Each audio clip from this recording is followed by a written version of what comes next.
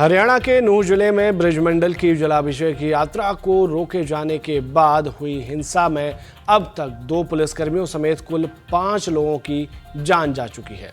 हिंसा शांत हो चुकी है, ये कहना अभी जल्दबाजी होगा, क्योंकि नूंह के अलावा भी हरियाणा के कुछ और इलाकों जैसे कि गुरुग्राम, फरीदाबाद, पलवल आदि में धारा 144 लागू कर दी गई है। इसके साथ ही कॉलेज, स्कूल बंद कर दिए हैं। मामले में अब तक कुल 20 एफआईआर दर्ज हो चुकी हैं, जबकि हालात पर काबू पाने के लिए अर्धसैनिक बलों की 20 कंपनियों को भी तैनात करना पड़ा है।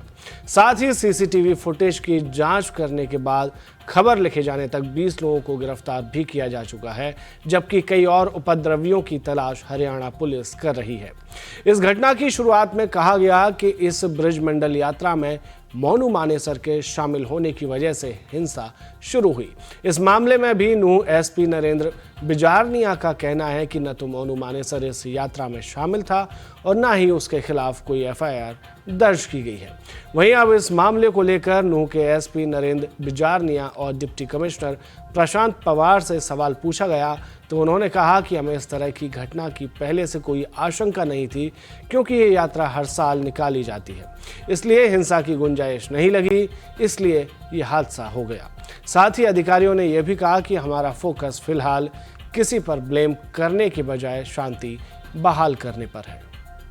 उनकी डिटेल्स नहीं रखते हैं कि भाई जो ऑलरेडी इशू कम्युनल लाइंस पे होता है तो उसका सामाजिक डिटेल्स शेयर की जाए। सर, जैसा कि आपने कहा कि मोनू मानेसर के जो समर्थक थे और लोकल लोगों में शुरू में झड़प हुई, तो क्या मोनू मानेसर भी उस वक्त प्रेजेंट थे? आपने ये बात नहीं, एज पर जो हमारी अब तक इन्वेस्टिगेशन है उस टाइम पे वो यहाँ मौके पे नहीं था।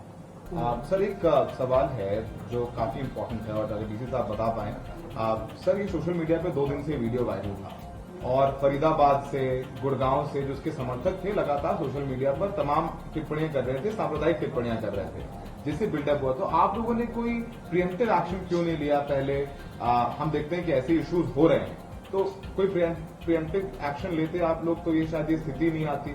नहीं, जैसा मेरे साथी नरेंद्र ने बताया कि ये जो शोभा यात्रा ये हर साल निकाली जाती है, इसके कुछ स्टैंडर्ड ऑपरेटिंग प्रोसीजर हैं वो फॉलो किए जाते हैं। इसमें जो है थानों के हिसाब से ड्यूटी मजिस्ट्रेट लगते हैं, पर्याप्त मात्रा में पूरे जो रूट है उस पर फोर्स लगती है।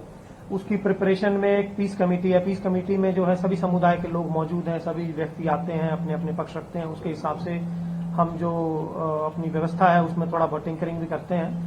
तो इस प्रकार की कोई जो है इशू पूरे इस पूरी प्रक्रिया में नहीं आए। जैसे कि बताया कि बिल्कुल कोई ऐसा वो नहीं था कि इस टाइप से फ्लेयर अप होगा। वो अचानक से जो है उस दिन मसला इतना फ्लेयर अप हुआ कि जो स्थिति हमारे सामने आई वो थोड़ी बेकाबू हुई कुछ समय के लिए।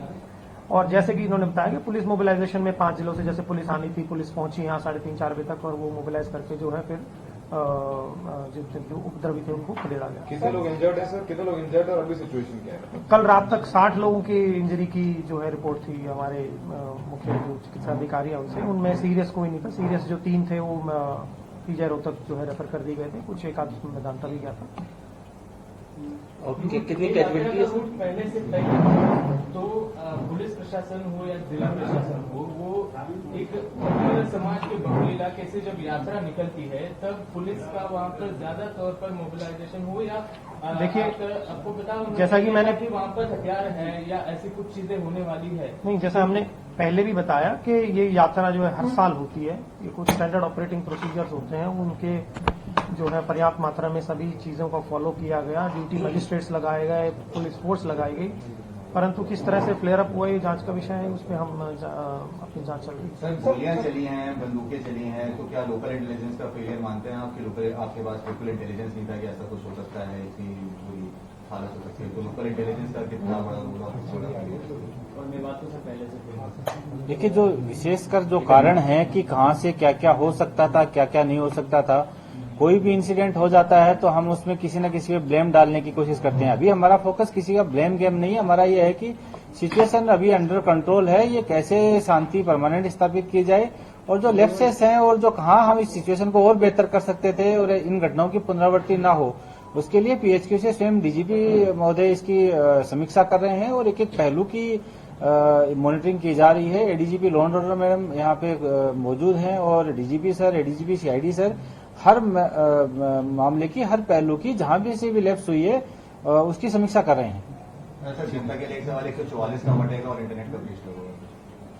देखिए, जैसे अभी सिचुएशन नॉर्मल है, लेकिन हम ये चाहते हैं कि इसके आड़ में कोई ना कोई दोबारा से ना कर जाए, तो कुछ समय के लिए किया गया है। हमें एक बार हम पूरी तरह से संतुष्ट हो जाएं कि आगे जो ट्रबल मेकर्स हैं वो दोबारा ऐसी नहीं कर सकते, तब ही हम लोग इसको खोलेंगे। और जब हम उच्च अधिकारियों के संज्ञान में ला दें और जो पीस कमेटी और इनको जो करी गई है उनका ग्राउंड पे क्या असर देखने को मिलता है, उसके बाद में हम हर 6 घंटे पे इसको सिचुएशन की समीक्षा कर रहे हैं, तो हम जल्दी खोल देंगे इसको।